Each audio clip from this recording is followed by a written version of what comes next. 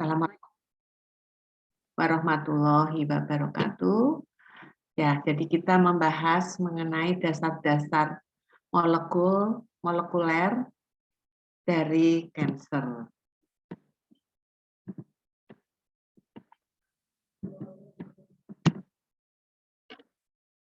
Ya, jadi saya ingin menjelaskan mengenai hallmarks of cancer. Jadi apakah itu hallmarks of cancer? Jadi hallmarks of cancer itu pada awalnya sudah dibuat ada 6 oleh Hanahan dan Weinberg pada tahun 2006. Ya, itu adalah adanya suatu gambaran yang menunjukkan kemampuan dari sel tersebut di dalam pertumbuhannya dari normal menjadi kanker. Itu 6. Nah, kemudian berkembang lagi menjadi 10 dan sekarang 14. Jadi ternyata bahwa kemampuan dari sel tumor dari normal menjadi kanker, kemudian perkembangannya itu ternyata mempunyai gambaran-gambaran yang begitu kompleks ya, dan menunjukkan dari apa yang sudah dilakukan dari 6 menjadi 10 menjadi 14, itu menunjukkan bahwa dengan pendekatan teknologi-teknologi yang berkembang pada saat ini, itu memungkinkan kita dapat mengenali secara spesifik kemampuan-kemampuan apa yang terjadi pada kejadian kanker tersebut, perkembangan kanker tersebut, sehingga kita yang ada di era sekarang ini kemudian perlu untuk dapat memanfaatkan dari kemampuan-kemampuan yang ada pada perkembangan kanker itu untuk digunakan sebagai pengembangan-pengembangan yang digunakan untuk diagnostik, digunakan untuk menentukan prognosis, bahkan untuk pengembangan terapi. Nah, kemudian mereka sudah mencari dari 6 dan 10 itu, mereka menemukan berbagai macam pendekatan-pendekatan penghambatan. Oh, kalau proliferasi ya dihambat, anti proliferasi. Oh, kalau genome instability, oh dikasih supaya genomnya itu stabil, dibuat repair. Oh, kalau imun escape mechanism, imunnya diperkuat dan seterusnya. Nah, itu menyebabkan kita menuju ke arah yang disebut dengan penguatan untuk menuju ke precision medicine atau individualized medicine, dan itu digunakan untuk pengembangan biomarker, bahkan pengembangan ke target terapi. Jadi ini 10 hallmarks of cancer.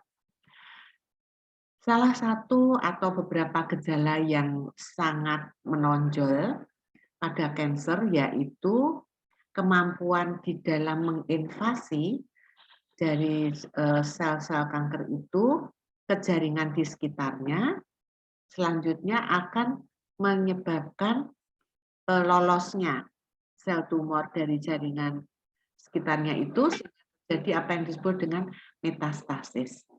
Yang kedua adalah kemampuannya di dalam meloloskan atau melarikan diri dari sistem perondaan sistem imun. Jadi dia bisa escape dari perondaan sistem imun.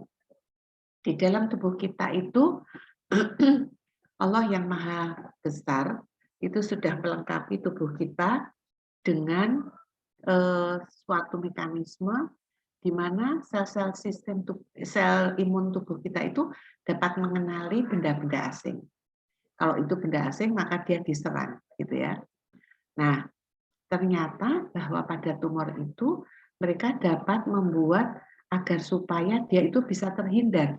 Jadi tidak dikenali oleh sistem imun sehingga akibatnya dia bisa lolos ya. Jadi 10 hallmarks of cancer. Jadi ini adalah tanda-tanda atau aktivitas kemampuannya dari sel sistem imun itu yang pertama adalah dia bisa lolos dari tekanan. Jadi kalau dia disupres, pertumbuhannya ditekan, misalnya tidak diberi kalau di kultur, misalnya di dalam medianya itu kalau sel normal tidak diberi fetal calf serum, jadi itu suatu faktor pertumbuhan, maka dia akan mati. Tetapi tidak pada tumor. Pada tumor itu walaupun tidak ada diberi faktor pertumbuhan, dia tetap tumbuh, ya, dia tetap tumbuh. Yang kedua, dia mampu untuk lolos dari program sel death.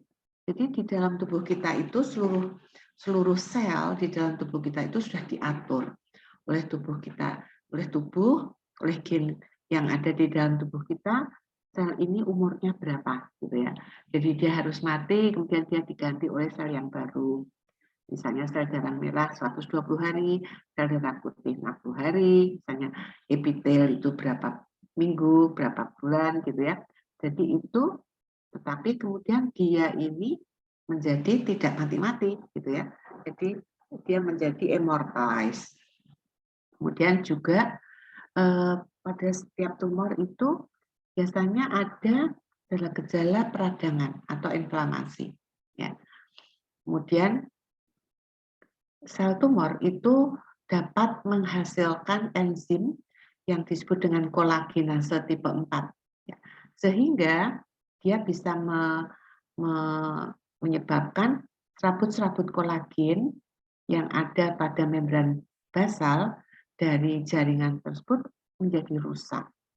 Nah, karena serabut kolagen itu rusak, terputus-putus, maka sel itu, tumor itu bisa lolos masuk ke dalam jaringan sekitarnya dan selanjutnya akan mengikuti aliran darah dan akan mengalir dan dia akan berhenti di suatu tempat dimanapun yang dia bisa tumbuh, kemudian terjadi apa yang disebut dengan metastasis.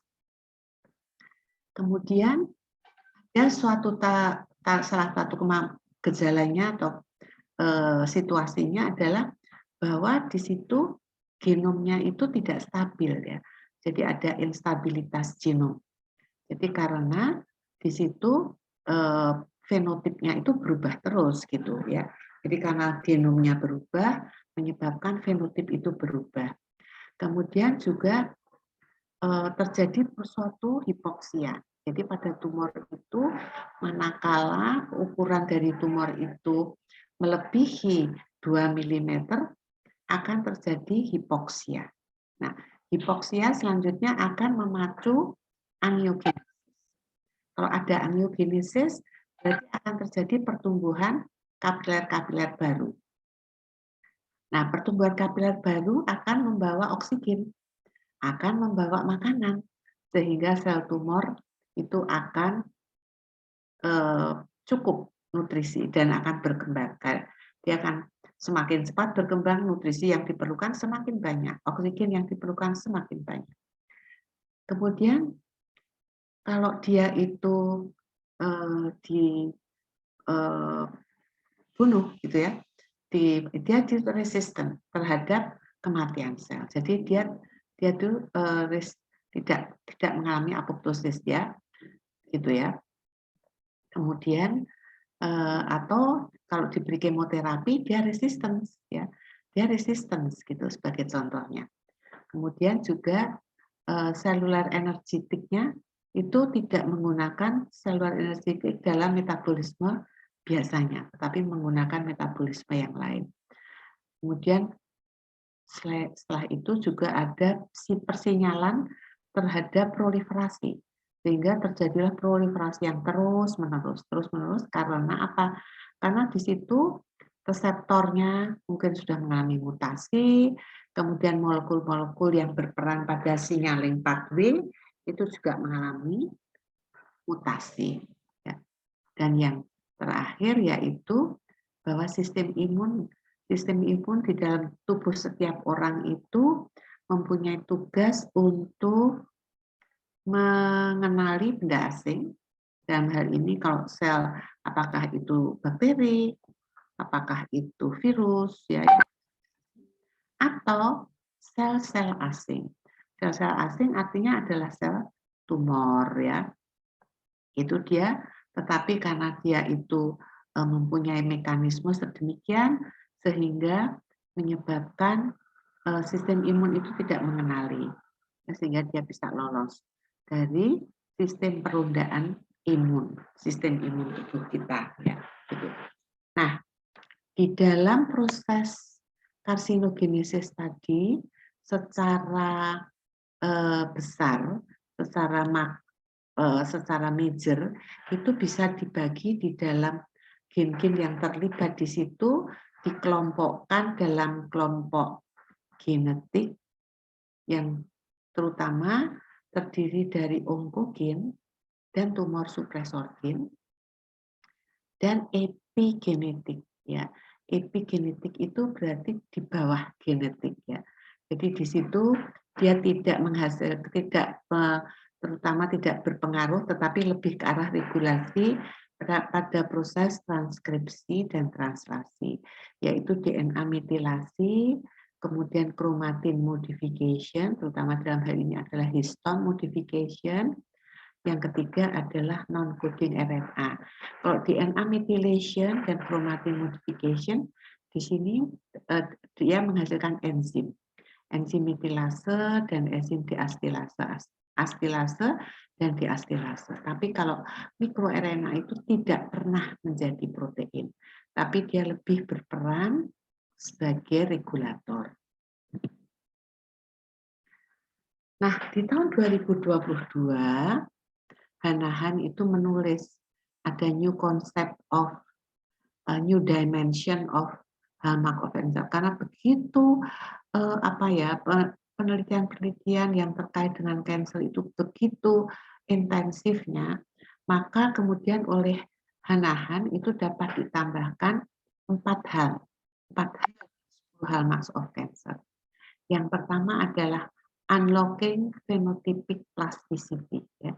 Jadi ada phenotypic plasticity-nya unlocking. Yang kedua adalah non-mutational epigenetic reprogramming. Yang ketiga adalah polymorphic microbiome, jadi mikrobiom. Dan yang keempat adalah senescent cell. Ya. Jadi itu 4 hal yang menjadi tambahan dari hallmarks of cancer. Nah, sekarang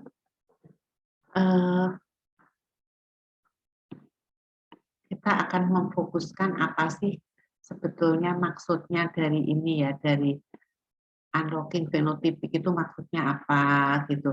Kalau yang lain kan kita sudah tahu proliferasi terus menerus, oh begini, persinyalan sistem imun yang escape dari perundaan kita sudah tahu. Tapi ini bagaimana sih masing-masingnya ini gitu. Nah, jadi yang pertama adalah unlocking phenotypic plasticity. Jadi ini, ya, yang pertama. Jadi fenotipnya itu bisa berubah-ubah. Jadi tidak bisa dikunci. Kalau seharusnya kalau normal itu fenotip itu harus dikunci dari stem sel ini, dia akan berdiferensiasi menjadi sel otot, menjadi sel tulang, bisa menjadi sel darah ini itu dan sebagainya, ya. Tetapi di sini pada kanker itu tidak, ya. Jadi di sini progenitor selnya itu, dari progenitor sel dari stem sel itu bisa terjadi beberapa kemungkinan. Pada keadaan normal tentu terjadilah diferensiasi normal, gitu ya. Tetapi kemudian dia juga bisa mengalami diferensiasi, differentiation. Jadi dari sel progenitor menjadi sel otot, menjadi sel tulang, bisa menjadi sel darah dan sebagainya. Sel darah pun bisa bermacam-macam. Tetapi pada keadaan tertentu dia bisa berhenti dalam proses perjalanan menuju ke matur. Ini kan matur, ya, sudah masak dan dia akan berperan, tapi dia akan berhenti. proses diferensiasi itu berhenti. Sebagai contoh, misalnya pada leukemia yang gampang sekali kita lihat, misalnya myeloid leukemia. Myeloid leukemia itu ada M1, jadi yang paling muda itu mieloblast, kemudian M2 mieloblast lebih sudah berdiferensiasi, M3 mulai promyelosit, M4 mielosit, ya, M5 jadi mielositnya itu bisa berubah jadi mielosit yang neutrofil, mielosit yang eosinofil, mielosit yang basofil gitu ya. Itu dia bisa berhenti sehingga menimbulkan hematuritas dari sel itu dan dia tidak bisa berfungsi, ya, tidak bisa berfungsi. Itu yang terjadi pada leukemia, ya. Kemudian juga dia itu seharusnya menjadi sel otot, ya, tapi dia bisa berubah transdifferentiation. Jadi tidak seperti yang seharusnya targetnya itu menjadi berubah. Jadi ini yang terjadi pada kanker itu, ya. Jadi bisa karena klon yang terjadi di situ itu sangat heterogen, ya. Ada heterogeneity dari sel sehingga di situ fenotip itu sangat berubah-ubah. Nanti kita akan bahas mengapa dari genotip ke fenotip, ya, itu poin-poin penting yang harus kita ketahui, ya. Nah, yang kedua adalah yang ini, epigenetic reprogramming, non-mutational epigenetic reprogramming. Sebelumnya itu belum pernah dimasukkan di dalam hallmark of cancer epigenetic. Jadi epigenetik itu tadinya baru, kalau pada breast cancer itu ternyata terjadilah upregulasi dari mikroRNA ini, ada regulasi ini gitu ya. Nah itu ternyata itu menjadi sesuatu yang sangat-sangat penting karena epigenetik di situ berperan di dalam meregulasi berbagai macam aktivitas. Jadi seperti yang sudah pernah saya berikan informasinya pada Anda bahwa yang di dalam genom kita itu yang menjadi protein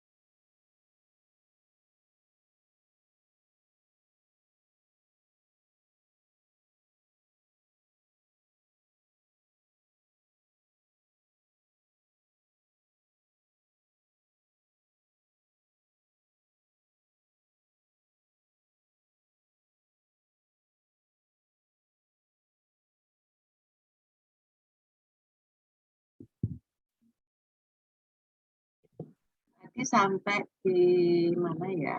Sampai di non-mutational epigenetic reprogramming, Prof. Oh, ya.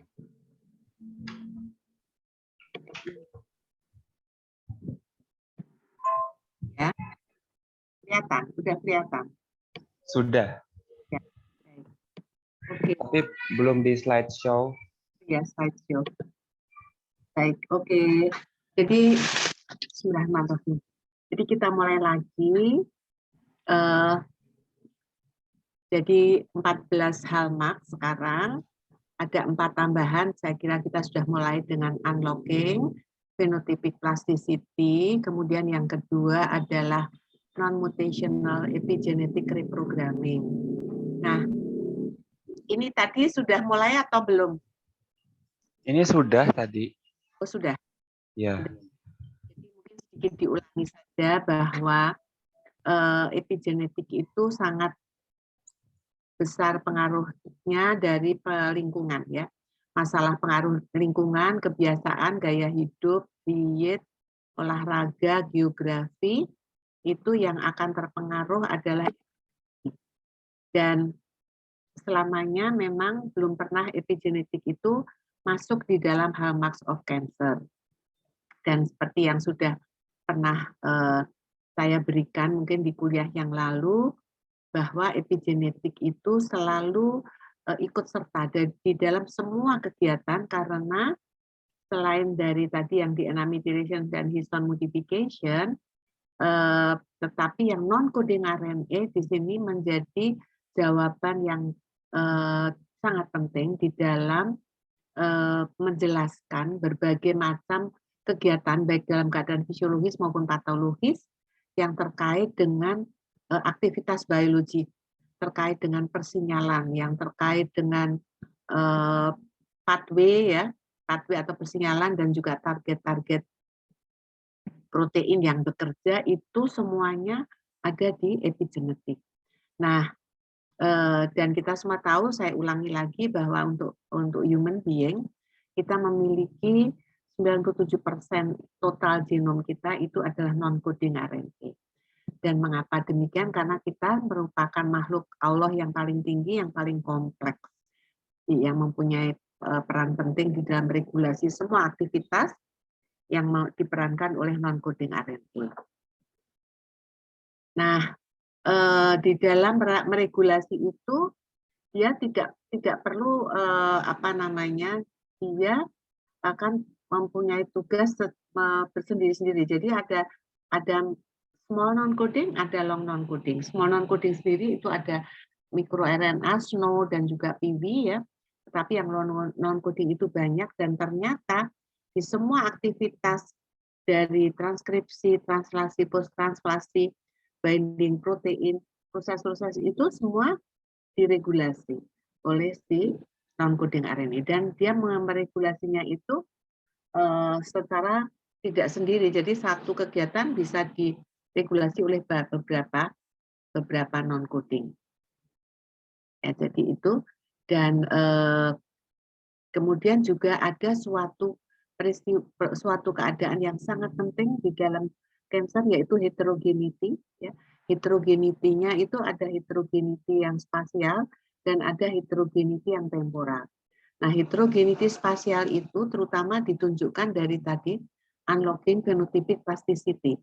Jadi jumlah klon dari cancer itu bisa banyak sekali, sampai dengan ribuan, sampai dengan puluhan ribu. Nah, kalau yang di epigenetik itu heterogenitasnya itu terutama yang terkait dengan temporary. Ya, jadi dia sangat terkait dengan aktivitas tadi. Kalau dia dalam keadaan responsif dibandingkan dengan keadaan resisten, atau dalam keadaan sehat atau keadaan patologis, itu ternyata reekspresi daripada protein itu sangat berbeda-beda. Nah, itu disebabkan karena epigenetik ya. Jadi epigenetik yang bermain di situ. Epigenetik meregulasi, dan itu bersifat sangat temporary, sangat sementara, tergantung dari situasional ya. Oke. Kita lanjut. Yang ketiga yaitu kok kita ini. Kok ini. Nah, yang ketiga adalah mikropolimorfik mikrobiom ya. Mikrobiom. Jadi saya juga sudah pernah sampaikan, saya kira, bahwa sejak seseorang itu ada di dalam ada di dalam kandungan ibunya, maka salon atau embrio itu akan terekspos dengan apapun yang masuk ke dalam tubuh ibu.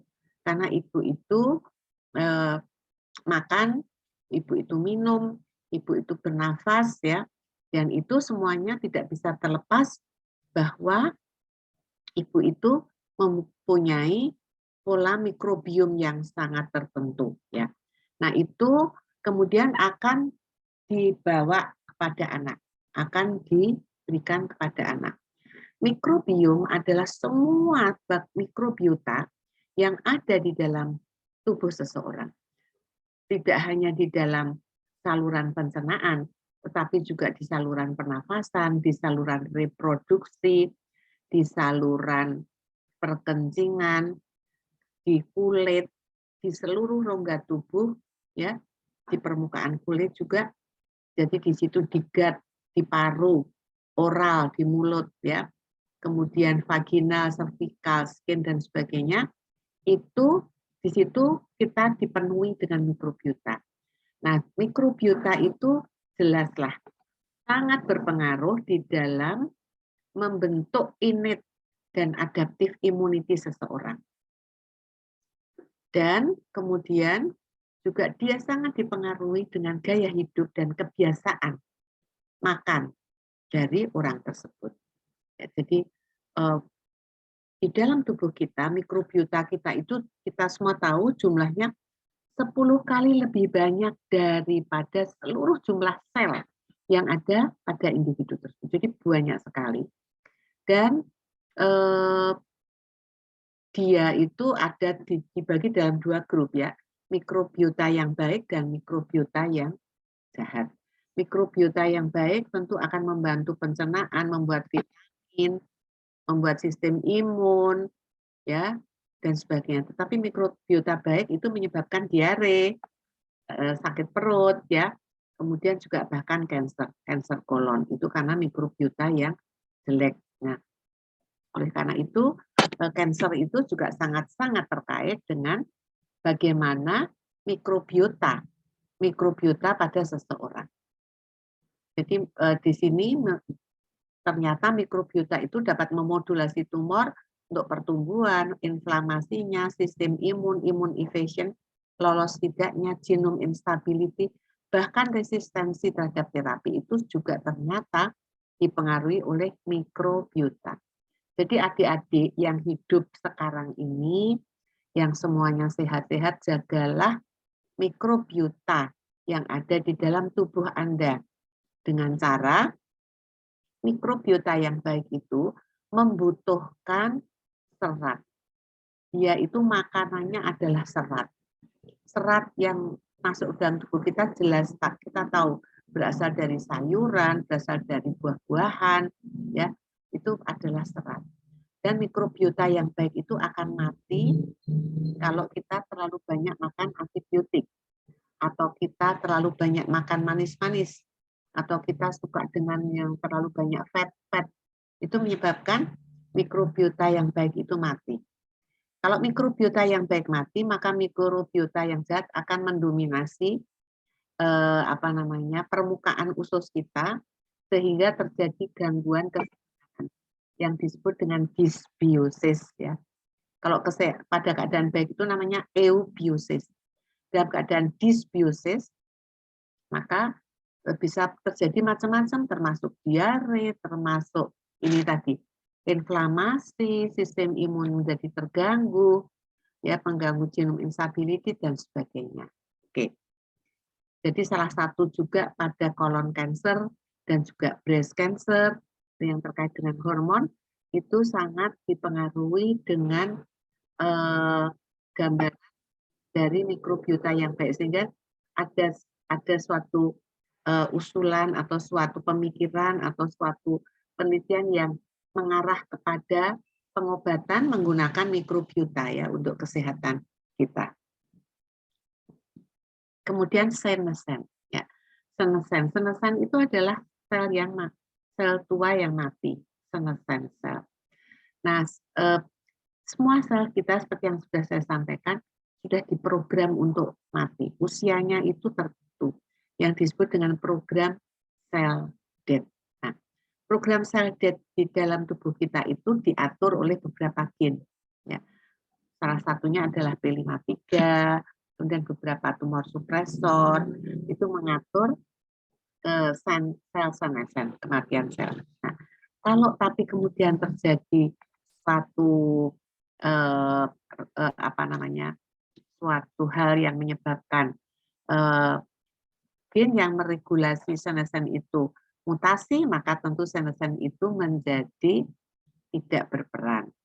Nah, jadi senescent itu sangat diperlukan untuk kanker itu harus mengalami kematian ya, tidak dia akan bertahan lama karena kemudian mutasinya menjadi tambah sehingga kecenderungan bahwa multiple cancer bisa terjadi multiple origins kalau itu terjadi senescent pada berbagai macam organ yang sudah mengalami abnormality ya, tidak mati gitu ya, tidak senescence-nya tidak berjalan karena mutasi tadi. Lalu apa penyebab dari mutasi? Ya, penyebab dari mutasi itu bisa berasal dari luar tubuh, bisa berasal dari internal dalam tubuh itu sendiri. Dari luar tubuh misalnya adalah berbagai macam paparan dari sekitar kita, baik itu paparan kimiawi, zat-zat kimia, ya berbagai macam bahan-bahan kimia. Hati-hati Anda semua bermain-main dengan bahan kimia di dalam laboratorium harus dibaca apakah dia bersifat karsinogen atau tidak. Ya, jadi harus sangat berhati-hati, harus bekerja di dalam lemari itu ya, lemari fume hood itu. Kemudian juga karsinogen kimiawi, misalnya sinar X, sinar radon, sinar-sinar yang penyinaran ya, radiologi itu adalah fisik. Kemudian biologi, karsinogenik biologi. Biologi berarti bahan-bahan hidup, misalnya virus, kemudian juga bakteri. Ya, kita tahu berbagai virus itu bersifat karsinogenik. Misalnya apa? Virus HPV menyebabkan pada wanita kanker mulut rahim. Tapi ternyata Anda tahu, ini laki-lakinya cuma Mas Umar ya, semua putri ya. Itu ternyata bahwa bahwa CA penis ya, CA penis itu sangat erat kaitannya dengan HPV. Itu ternyata di Bali itu insidensnya luar biasa tinggi ya. Kalau di tempat lain itu sangat rendah ya, sehingga boleh tidak pernah diperhatikan ya. Tapi ternyata itu Bali itu 40 sekian per 100.000. Jadi luar biasa, insidennya sangat tinggi. Ya, jadi itu HPV, kemudian ada EBV. EBV itu Epstein-Barr virus. Mengenai kita tahu nasofaring cancer merupakan salah satu kanker yang terbanyak pada pria. Sekarang wanita juga, anak-anak juga sudah mulai muncul pada early, kejadiannya pada early ya, karena perubahan gaya hidup dari kita, dari anak-anak. Anak-anak kecil sudah pada merokok ya, itu menyebabkan tentu exposure itu akan berbahaya.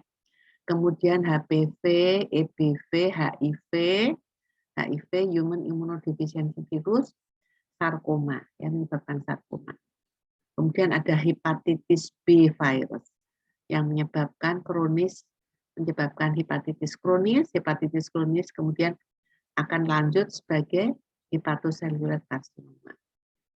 Selain hepatitis B juga ada hepatitis C yang juga menyebabkan terjadinya CA liver cancer. Lalu yang bersifat internal itu sifatnya bisa diturunkan dari kedua orang tua, bisa juga spontan atau hanya secara kebetulan saja, tidak terjadi pada setiap orang. Jadi tumor itu terjadi karena klonal, ya toh? Karena klonal dari precursor sel, maka akan menyebabkan kesulitan di dalam genetik, ya, di dalam kelainan-kelainan itu. Karena satu klon bisa menjadi klon lagi menjadi mutasi yang lain, itu namanya clonal expansion. Ya, itu menyebabkan heterogeneity. Heterogeneity yang menyebabkan kesulitan di dalam pengobatan atau kemoterapi. Nah, jadi tadi kita sudah membahas bahwa seluruh di dalam genom kita itu ada kelompok onkogen, ada kelompok tumor, supresor gen. Itu di level genetik. Di level epigenetik ada mikroRNA onkogen, ada mikroRNA tumor supresor gen. Jadi di atas langit ada langit gitu ya. Nah, dalam keadaan yang baik seharusnya onkogen itu fungsinya adalah gen-gen itu berfungsi untuk mengatur proliferasi, mengatur kematian sel. Jadi di sel di dalam tubuh kita yang sudah mati umurnya tertentu itu harus di-replace dengan sel stem dengan cara proliferasi, diferensiasi, ya. Kemudian dia akan menggantikan. Itu adalah onkogen ya. Sementara tumor supresor gen itu namanya juga tumor supresor. Jadi artinya dia itu menekan pertumbuhan dari tumor. Jadi dia fungsinya adalah mengerem. Dia cell cycle arrest dan juga mengatur apoptosis. Ingat bahwa pada kanker itu terjadi cell cycle terus-menerus ya, dan juga apoptosisnya tidak berjalan ya. Tapi kalau di sini tumor supresornya baik, maka cell cycle akan berhenti, apoptosis akan berjalan. Di situ ada ARB, ada P53, ada TAP53 dan seterusnya. Nah, jadi di sini menunjukkan DNA dari proto-onkogen.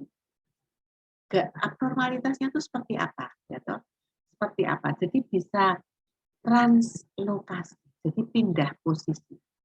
Jadi dari satu gen ke gen yang lain, ya, sehingga terjadi pendekatan dari promotor kepada pada gen itu, sehingga terjadi normal growth stimulating protein, ya, proteinnya berlebihan. Yang kedua, terjadi amplifikasi, gene amplification. Gene amplification terjadi tidak ada mutasi, tetapi amplifikasinya tinggi sehingga terjadi proteinnya juga banyak. Ya. Yang ketiga bentuknya adalah point mutation. Point mutation. Point mutation itu bisa mutasi di dalam kontrol elemennya, ya, atau di dalam gennya. Jadi dalam epigenetik bisa di dalam epigenetik. Ya. Jadi itu berdampak terhadap protein yang dihasilkan atau berdampak terhadap aktivitas dari protein tersebut. Saya ini sudah. Jadi tadi sudah kita bahas, ini adalah 10 hallmark of cancer, ya. Jadi bahwa mereka itu punya ciri-ciri aktivitas seperti ini, lalu para ilmuwan lalu membuat antinya. Jadi kalau sustaining proliferative signaling, berarti proliferasinya terus-menerus. Lalu diberilah inhibitor, EGFR inhibitor. Kalau cyclin dependent kinase ini growth terus dan dia menggunakan jalur ini, maka diberilah inhibitor, cyclin dependent kinase inhibitor. Kalau sistem imun yang enggak berjalan, maka diberilah imun activating anti-TL4 monoklonal antibody agar supaya dia aktif membuat antibody dan seterusnya. Jadi ini adalah kemudian, tetapi seperti yang saya sampaikan bahwa ternyata obat-obatan terhadap kanker itu hanyalah, walaupun itu menggunakan target terapi, tetapi yang efektif itu hanyalah 25%. Artinya 75% harus kita cari agar supaya dia bisa persis, bisa precise ya mengenai bagian jaringan tumor tersebut. Jadi kalau begitu kejadian kanker itu bagaimana gitu ya. Jadi kejadian kanker itu adalah bertahap. Jadi stepwise.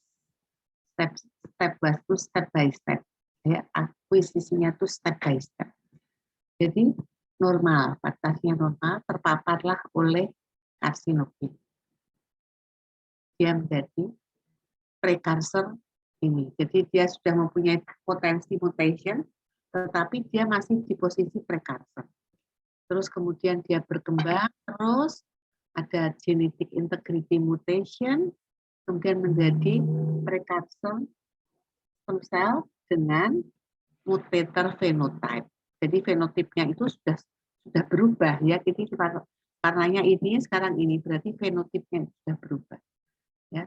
Kemudian ada lagi additional driver mutation.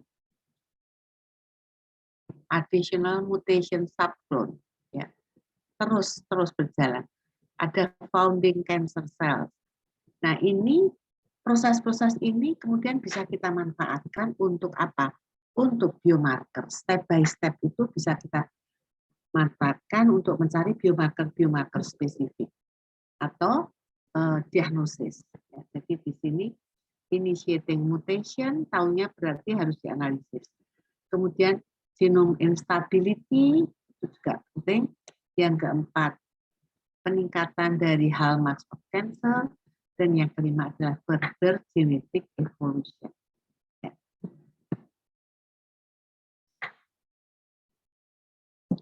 Chromosomal instability 4B. Jadi di sini adalah dua kejadian pada colorectal cancer. Ya, pada colorectal cancer, yang pertama itu dari normal, mukosa normal, kemudian berupa benjolan kecil. Nah, pada saat benjolan kecil itu sebetulnya kalau dilihat sudah ada dilisi di dilisi 1P. Dilisi 1P itu adalah dari COX dan APC. Ya. Kemudian setelah itu dia terus ya kehidupan terus intermediate adenoma terjadi. Terjadilah mutasi di KRAS. Late adenoma ditambah lagi mutasi di DCC, SMART4.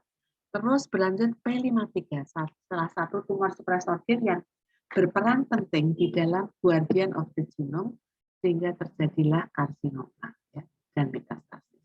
Jadi bahwa kanker itu terjadinya secara bertahap-tahap. Ya.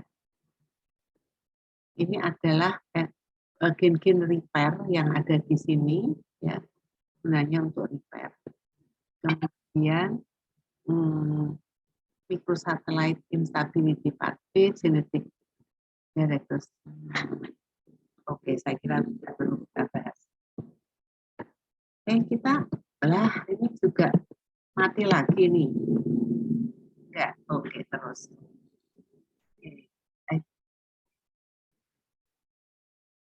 Ya. Nah, di dalam proses kehidupan kita, ya toh, di dalam proses kehidupan kita, tadi kita tahu bahwa ada kelompok onkogen, ada kelompok tumor suppressor gen, yang satu akan memacu proliferasi, yang satu ngerem proliferasi, tapi kemudian juga ada gen-gen yang rusak karena terekspos oleh berbagai macam pengaruh lingkungan.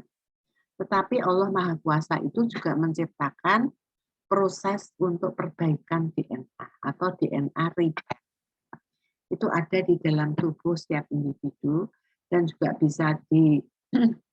bisa ditambahkan. Misalnya ini salah satu penelitian yang saya juga mengikuti, salah satu peserta S3 itu adalah bahwa ternyata green tea itu ternyata dapat meningkatkan enzim repair.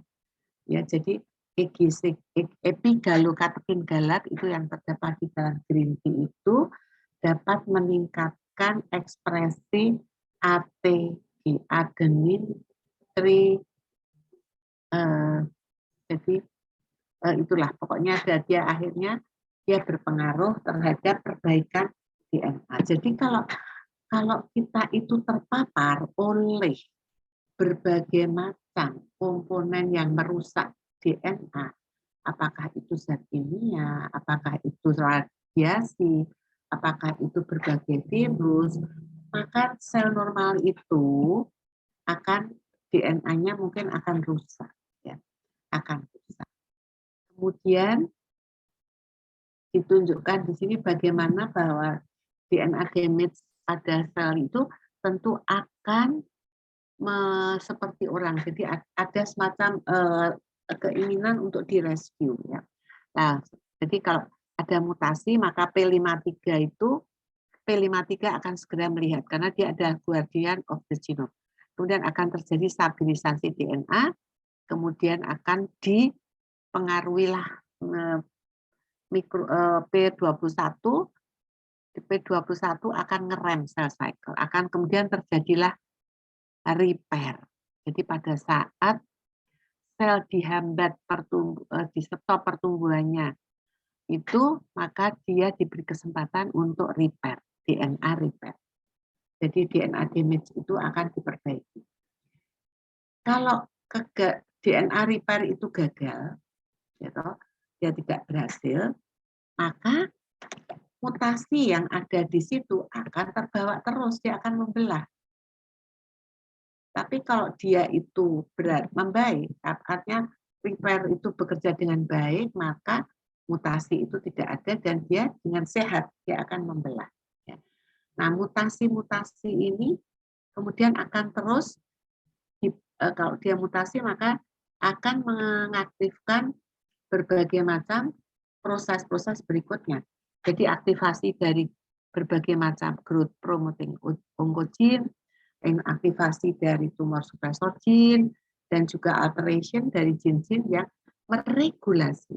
Jadi termasuk dalam meregulasi apoptosis atau meregulasi apapun yang ada dalam kegiatan sel tumor itu namanya dipengaruhi oleh mikroRNA. Ya, kemudian ini selnya mengalami proliferasi, di sini apoptosis, kemudian clonal expansion. Kemudian selanjutnya, kalau tadi diameter atau terjadi kekurangan diameternya itu lebih dari 2 mm itu sudah terjadi hipoksia. Maka kemudian akan membantu terjadinya angiogenesis. Kalau angiogenesis berarti sel itu akan menjadi lebih seger karena diberi makanan, ya. Diberi makanan, diberi oksigen. Escape from immunity dan juga ada additional mutation. Kemudian bisa terjadi tumor progression, malignant neoplasia, dan juga invasion dan metastasis.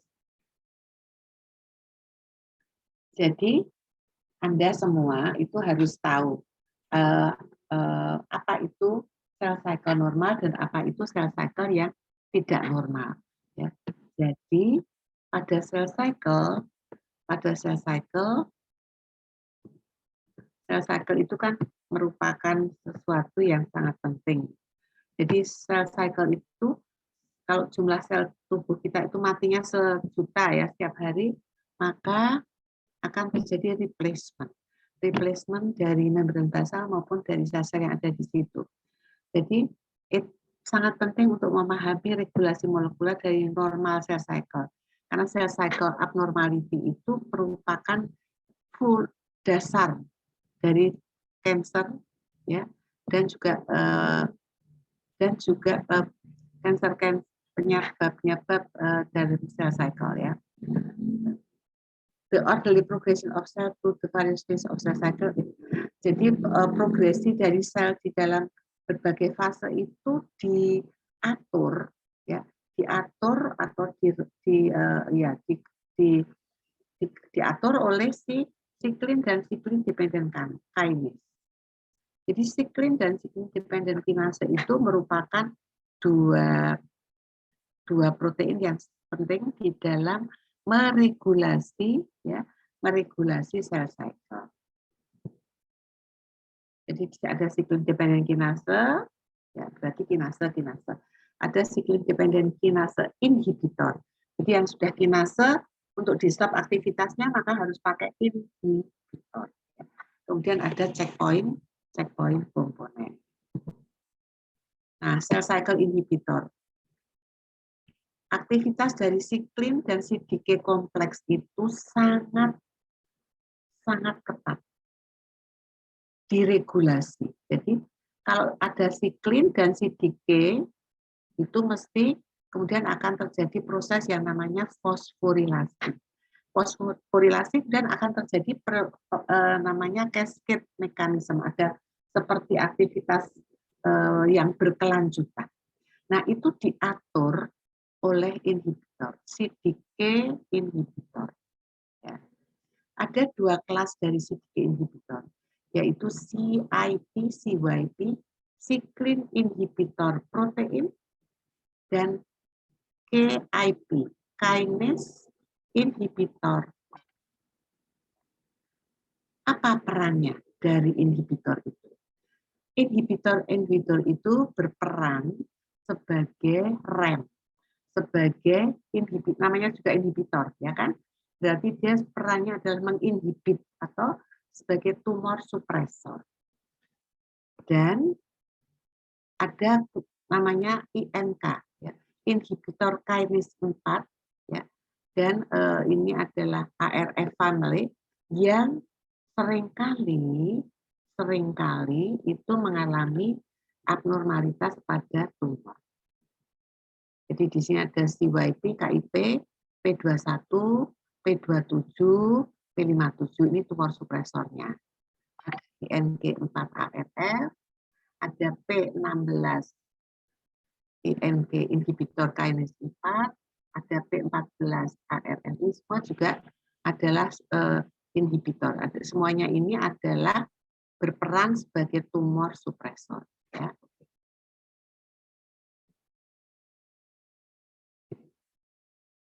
Di dalam cell cycle, ya, di dalam cell cycle itu juga tidak begitu saja berjalan dengan seenaknya. Ya.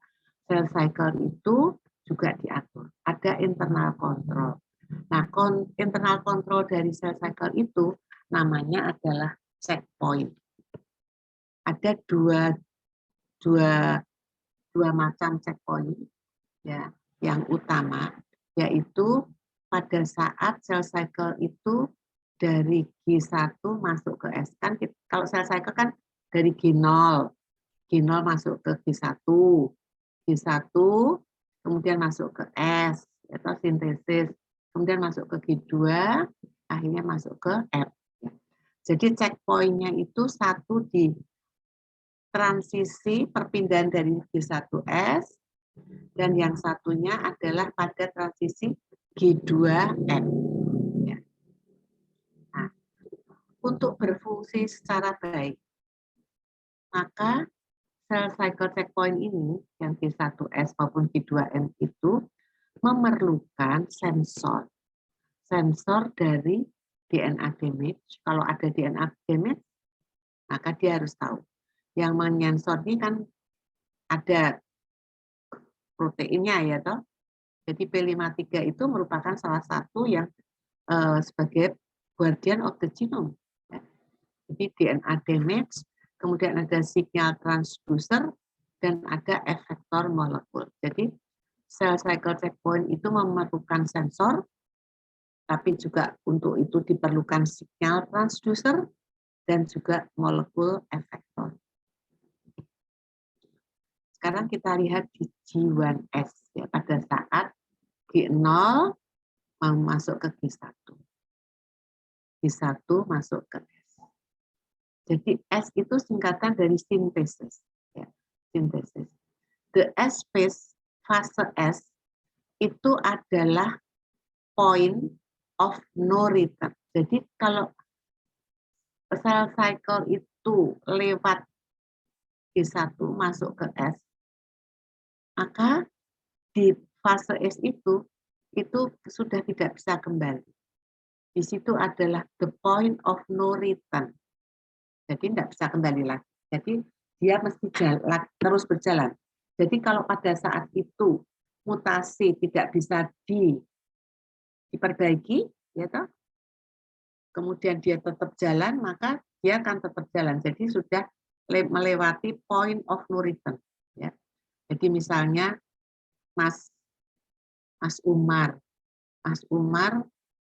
punya pacar, kemudian dia sudah bertunangan dan sebagainya. Itu kalau kemudian itu sudah nggak bisa seenaknya ya. Jadi ada yang sudah ada persetujuan yang namanya point of tidak bisa kembali, tidak bisa yuk seenaknya sendiri. Itu sudah kamu kalau melewati itu kamu sudah melewati yang namanya point of no return, tidak bisa balik lagi ya.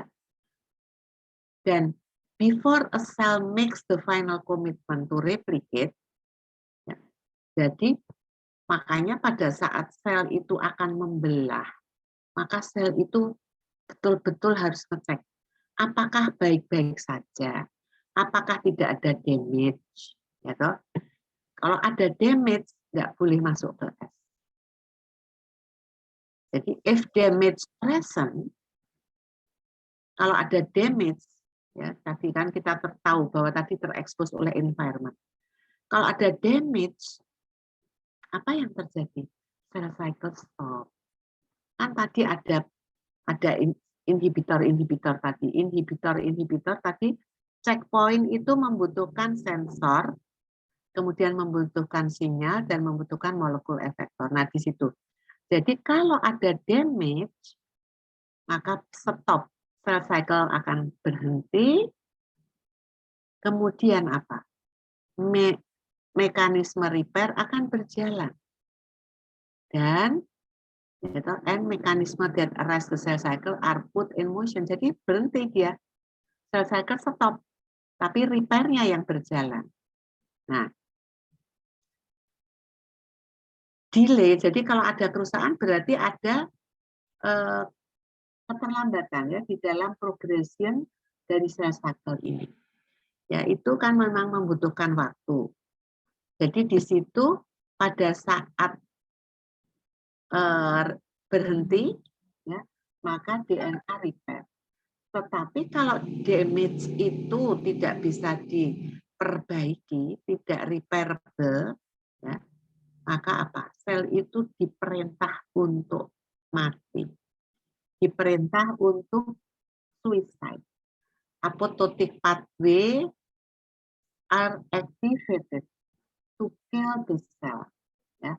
Jadi sel itu sudah mempunyai begitu banyak rambu-rambu untuk mempertahankan sel itu tetap sehat, tetap dia survive, ya.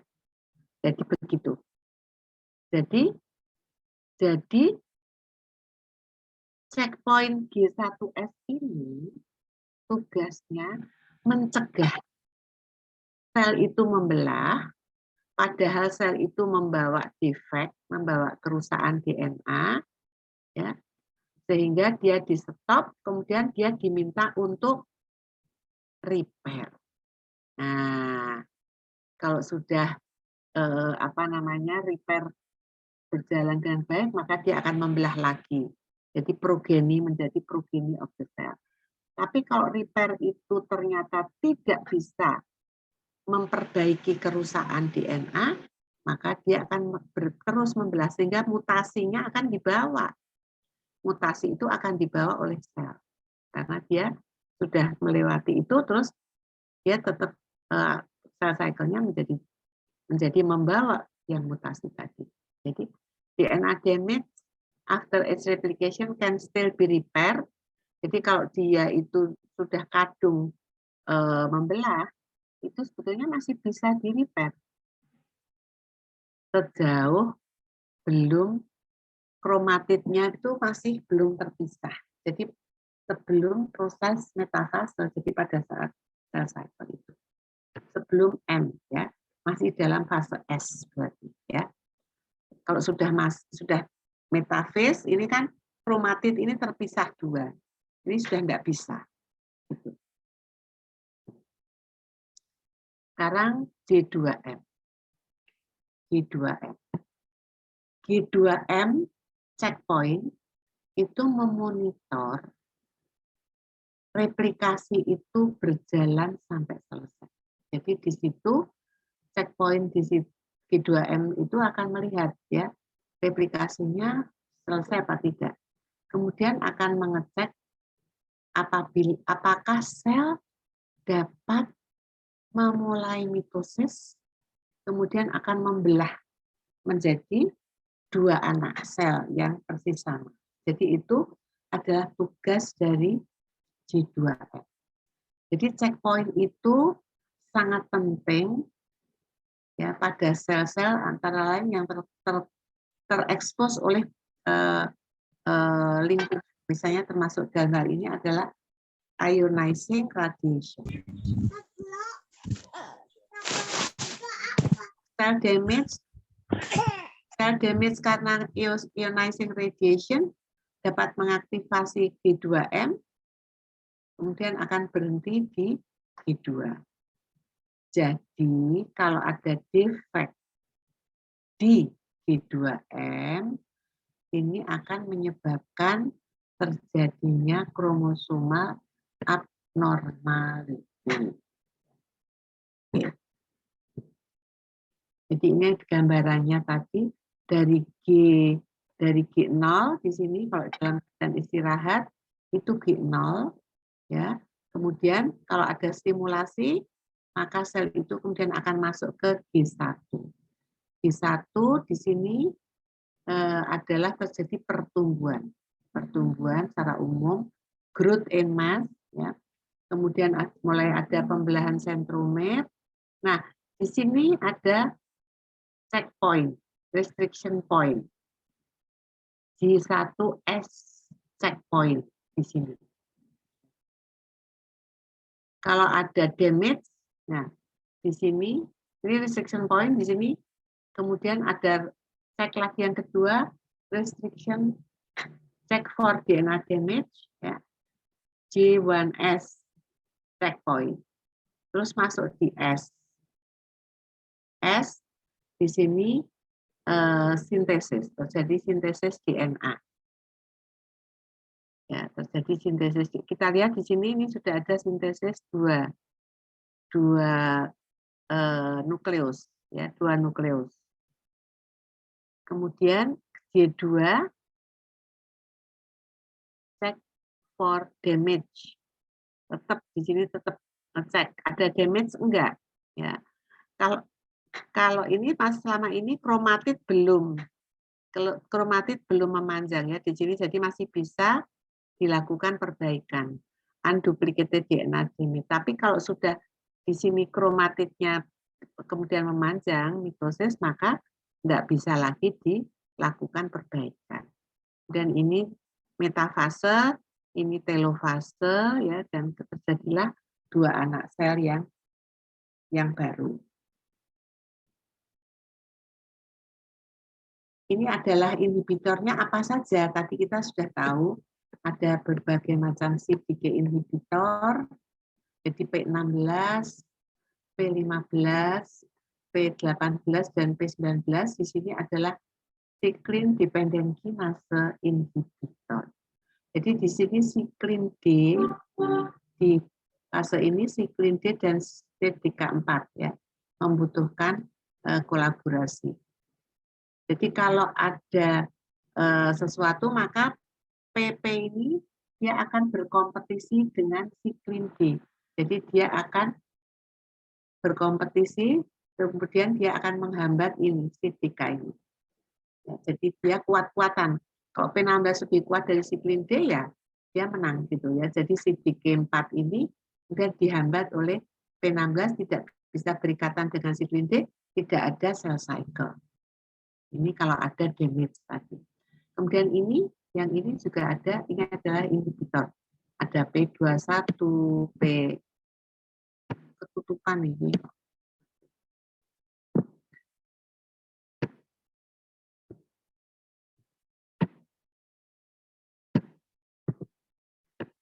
CDK inhibitor juga ini P21, P27, P57 ya. Cyclin dependent kinase 2. Dan CDK inhibitor P21, P27, P57 pada proses, jadi di setiap cycle di sini ke G1 ini ya S, ini adalah ini, kemudian di daerah ini CDK inhibitornya berbeda lagi. Jadi kita melihat bahwa sebetulnya sudah banyak sekali rambu-rambu ya pada cell cycle yang berikan untuk meregulasi agar supaya kalau ada kerusakan itu stop, berhenti ya. Repair dulu, kalau sudah baru jalan. Tapi ya tidak semua repair itu mesti berhasil.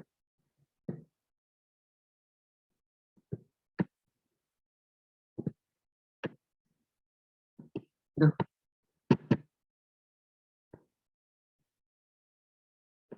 Komponen dari checkpoint tadi sudah dibahas, yaitu sensor, transducer dari DNA damage ya. Jadi ada sensor, ada transducer dari DNA damage. Lah, lalu checkpoint effector molekul apa? Itu berbeda-beda tergantung dari cell cycle stage dan pada tahap apa dia bekerja.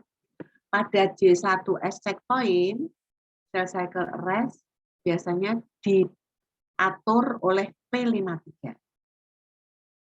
Yang selanjutnya P53 akan mengatur atau meregulasi P21, mengaktifkan P21. Kalau kerusakannya di G2M, maka yang berperan siapa sebagai sensor dan transducer molekul yaitu P53 dependent dan independent mechanism. Jadi defect di cell cycle checkpoint component merupakan penyebab utama dari genetic instability dari cancer cell. Jadi cell cycle checkpoint merupakan kunci yang sangat-sangat penting di dalam mempertahankan genetic stability. Stabilitas. Oke. Nah, tadi kita sudah tahu bahwa kalau cancer itu terjadi pertumbuhan terus-menerus, self-sufficiency in growth. Jadi dia memberikan pertumbuhan terus tumbuh ya. Oncogenes, gen yang mempromosi, memacu sel growth yang bersifat otonomus, ya, terus menerus, tidak tergantung apapun. Ya. Itu oncogen. Apa bedanya dengan yang normal? Ya? Yang normal itu namanya proto-oncogen. Proto-oncogen itu normal seluler, ya, yang mengkode protein-protein yang ada pada kita, yang berperan pada fungsi normal ini dalam sel. Kok ada chat, siapa ini? Boleh tahu? Oh, monggo.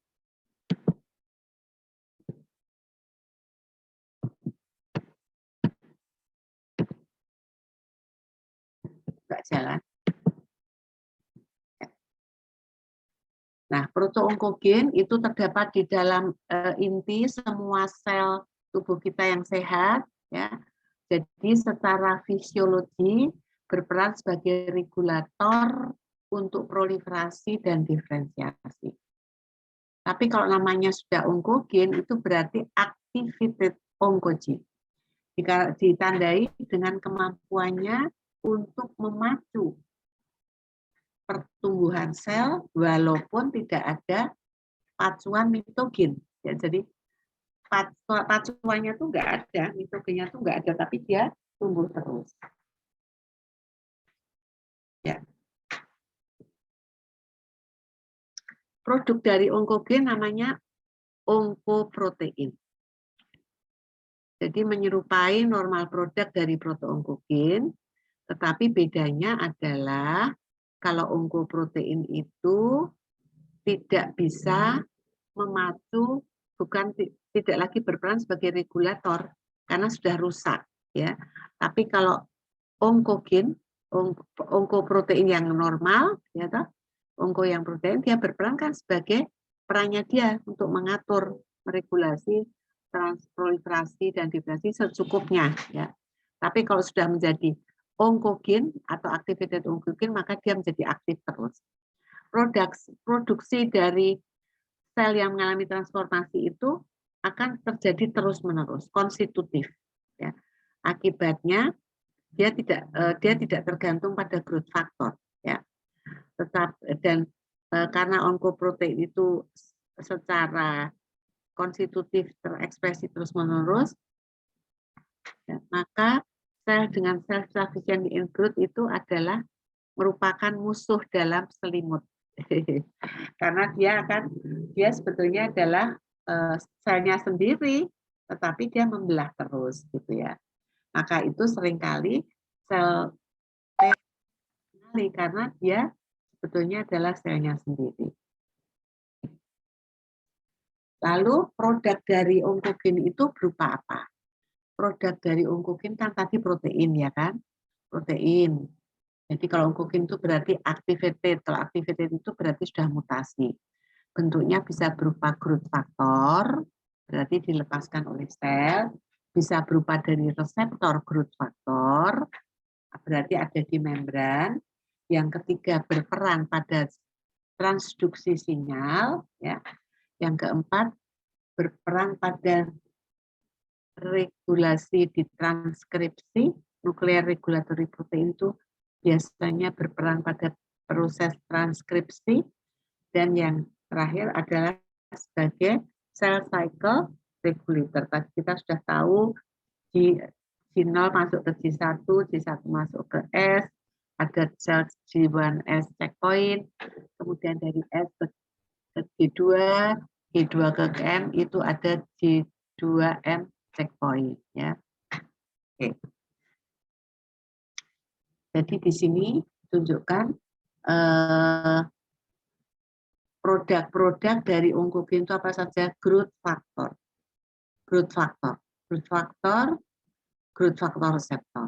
Growth factornya apa saja? PDGF, betatin, ya.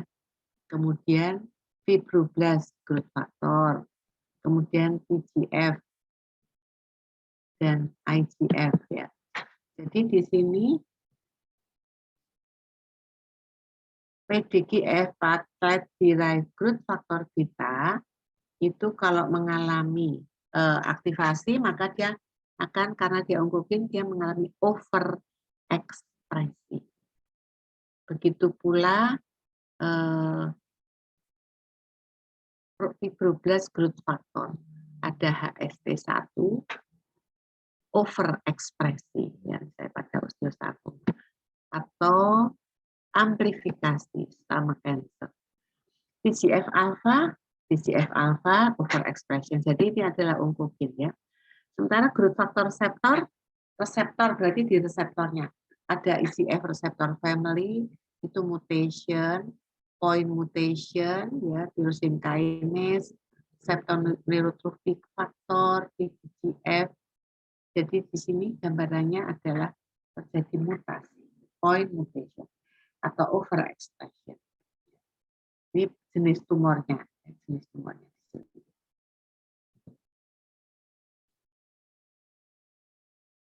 Jam berapa ini? Jam 11. Ya, kemudian ini yang sekarang yang tadi kan di growth factor reseptor. Yang ketiga adalah signal transduction. Signal transduction itu bisa berupa GTP binding protein, bisa berupa tyrosine kinase, bisa berupa RAS signal transduction, kemudian notch signal transduction dan juga JAK-STAT. Jadi di sini adalah GTP binding protein, jadi berperan sebagai signal transduction. Jadi bentuknya apa? Oh, point mutation. Kalau KRAS ini point mutation. Able itu tyrosine kinase itu translokasi atau point mutation. BCR-able, misalnya pada leukemia ya, BCR-able itu translokasi, atau not signal transduction, point mutation juga, kemudian JAK itu translocation. Kemudian nuklear regulatory protein, MIC dan MIC-C, cell cycle regulator itu cell cycle dan juga sel CK4. Ya, oke.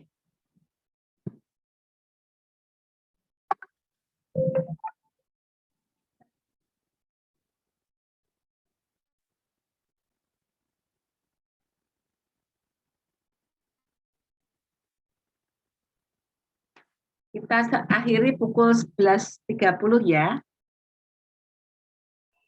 Mas, ya, oke. Jadi ini gambarannya tadi. Jadi produk dari onkogen itu bisa berupa growth factor, bisa berupa reseptor growth factor, bisa berupa signaling molekul. Jadi di sini adalah RAS, kemudian ada kinase, ada MAP kinase, PI3 kinase, ada AKT, mTOR. Ya, ini adalah produk dari onkogen tadi. Itu yang kelihatan. Kemudian masuk ke dalam inti, maka dia sebagai transcription factor, ya. Kemudian dia juga sebagai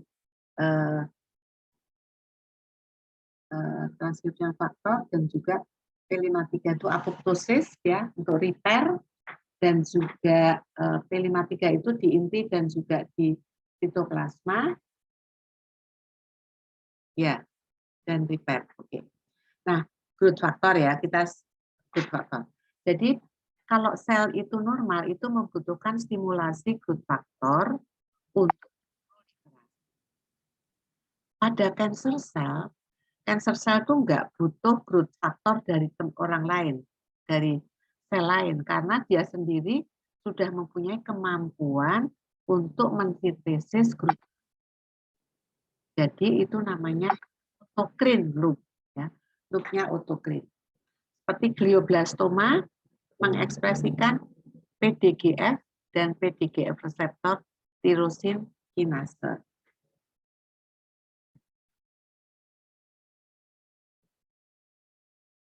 Reseptor growth factor, misalnya reseptor tirosin kinase adalah yang the most important dalam cancer. The oncogenic version of this receptor are associated with mutation. Yang selanjutnya, kalau konstitutif, growth factor independent menjadi tirosin kinase activity.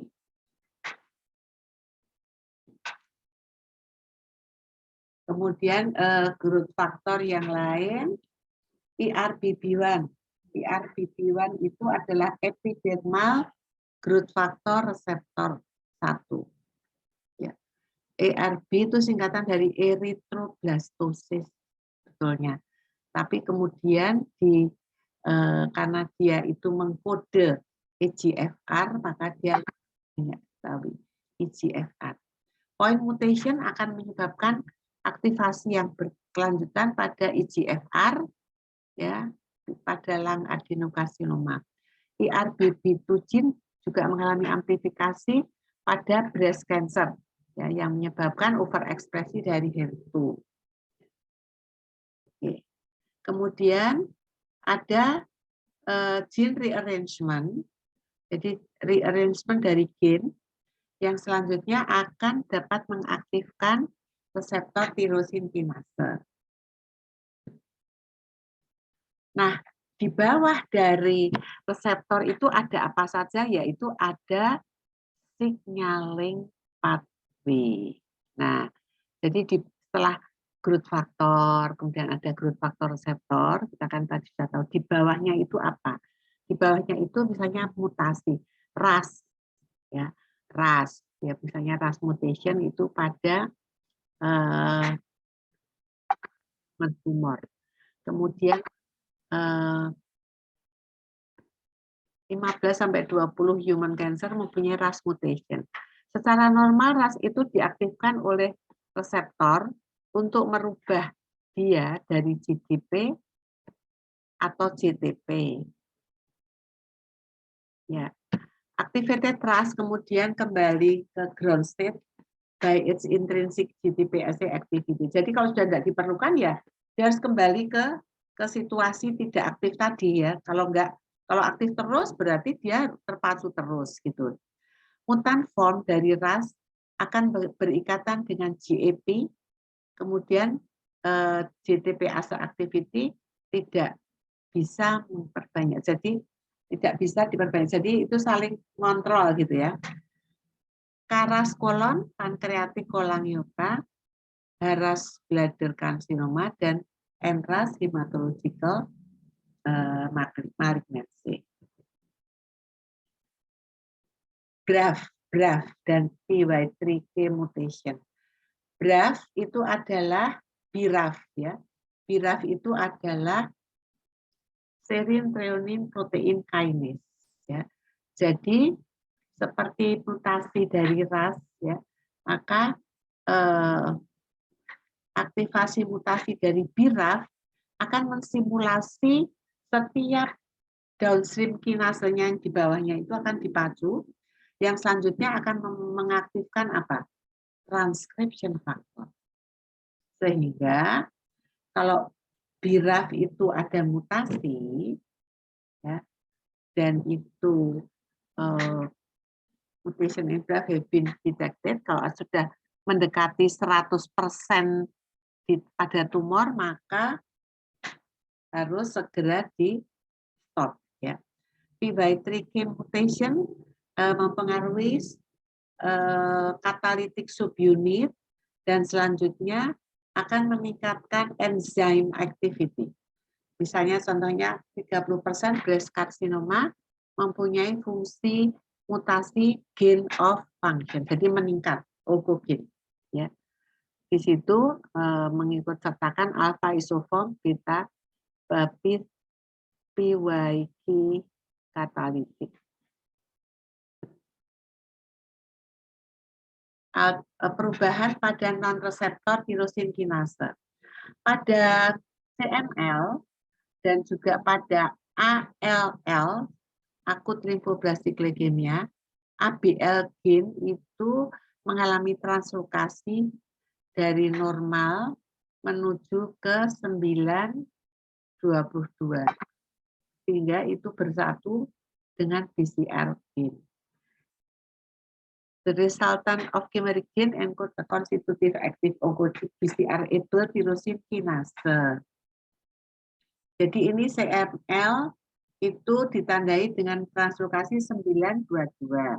Nah, 922 itu di situ pada 9 terdapat gen ABL, di 22 terdapat gen BCR. Jadi terjadi fusi dari BCR-ABL. Nah, ini sekarang sudah ada obatnya anti BCR-ABL. Jadi tirosin kinase dari BCR-ABL itu di stop oleh obat-obat tersebut. Ini gambarannya. Jadi ini adalah kromosom 9, ini ABL, ini adalah BCR ya. Maka kalau terjadi suatu translokasi, maka ini 9, ini adalah ini. Ya. Jadi ini di sini yang 22-nya ini menjadi kecil banget. Ya. BCR-ABL ya. Jadi ini terkenal banget dan itu sudah masuk di rumah sakit.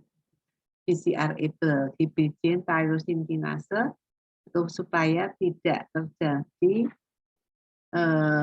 growth factor yang berlebihan ya. Jadi begitu. Sekarang yang lain adalah transcription factor, berarti itu di inti, misalnya P53, kemudian MIP, JUN, FOS, REL, dan sebagainya, itu produknya adalah berupa transcription factor. Jadi semua dari tadi growth factor reseptor, signal transducer molekul, kemudian masuk di inti namanya transcription factor. Semua signal transducer pathway akan masuk ke dalam inti, kemudian di situ akan bertemu dengan target gene-nya. Misalnya ini ada MIP, JUN, FOS, dan sebagainya.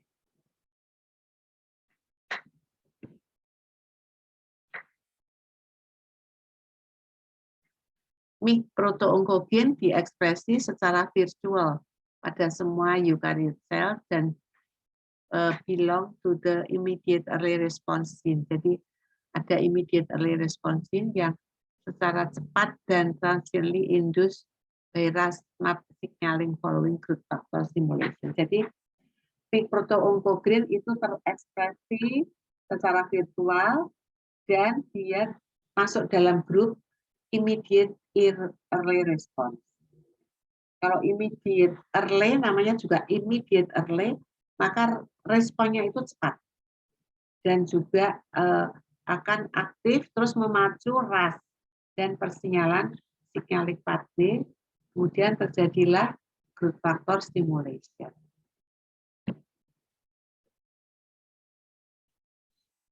Ini oncogen, oncoprotein, dan transcription factor. Jadi ini adalah Mi kromosom 8, ini adalah ICG kromosom 14.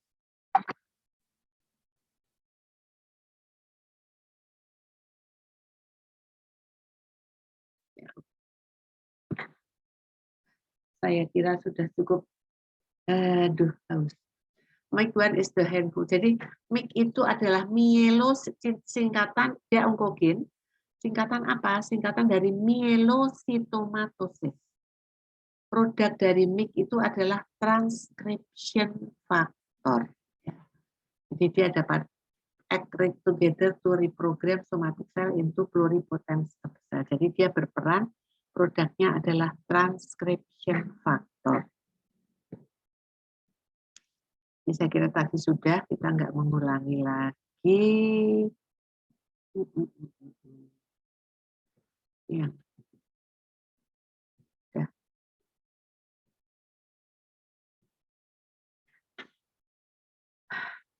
Nah, kalau tumor supresor gen, ya sekarang kita masuk ke tumor supresor gen ya. Nih. Ya. Jadi ada dua tumor supresor gen yang sangat terkenal, yaitu RB, itu singkatan dari retinoblastoma, dan P53 karena berat molekulnya 53 kilodalton. Dia dua-duanya ini merupakan tumor supresor gen yang dapat mengenali kalau tubuh kita itu terkena oleh suatu bahan yang merusak genotoksik, nah, maka dia kemudian akan langsung menyetop proliferation tadi. Jadi cell cycle itu langsung di-stop oleh RB dan P53 sebagai sensor. Tadi ingat P53 dan RB itu sebagai sensor dalam pembelahan sel. Jadi RB itu karena pentingnya maka dia disebut sebagai gubernur. Gubernur yang berperan untuk mengatur proliferasi.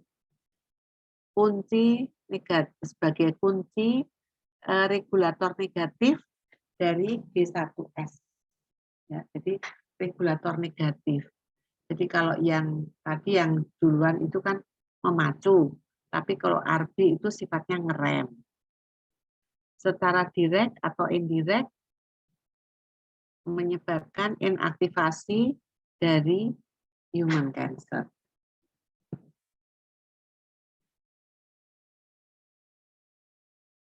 Nah, pada waktu sel itu dalam keadaan istirahat, quiescent itu istirahat, maka kondisinya dalam keadaan hypophosphorylated, ya, hypophosphorylated. Tapi kemudian bila sel itu menjadi aktif, maka dia menjadi hyperphosphorylated, ya. Jadi loss of function, mutation involving both RB allele. Gain of function, mutation that regulates CPK cyclin by loss of function. Ya. Jadi di sini TGF P53 distimulasi CDK inhibitor, inaktivasi siklin, hypophosphorylated E2F, ya. Akhirnya histone diacetylis, ya. Kemudian stop. Loss of normal cell cycle control is central to malignant transport. Jadi diulangi lagi ini ya. Jadi kalau pada cancer maka biasanya cell cycle kontrolnya itu sudah hilang. Terutama di sini P16, ENK4, 4, si green D, dan si K4.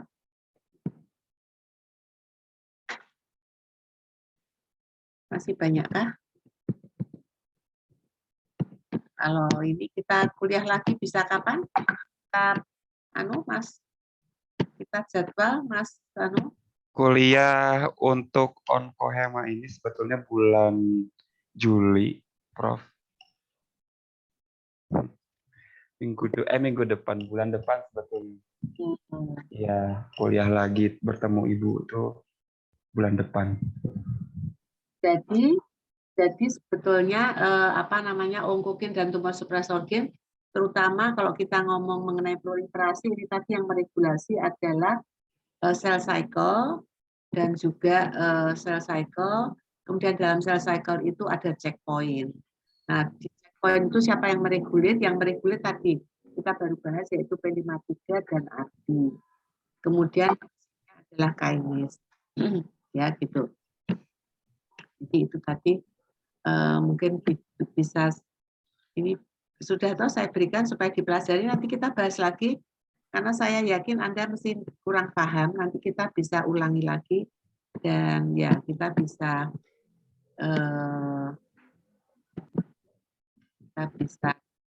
saya beri semacam teka-teki apa gitu ya supaya gampang mengingat-ingatnya bagaimana ya supaya tidak repot. Ya. Saya kira kita cukupkan dulu aja ya. Saya sudah 11:30 ini nanti kita harus ada pertemuan yang itu ya. Ya, baik. Terima kasih. Oke. Kita nanti minta waktu kalau pas lagi slow Mas Umar bisa memberitahu, kita bisa iya. Dan ya gitu ya. Iya, ya.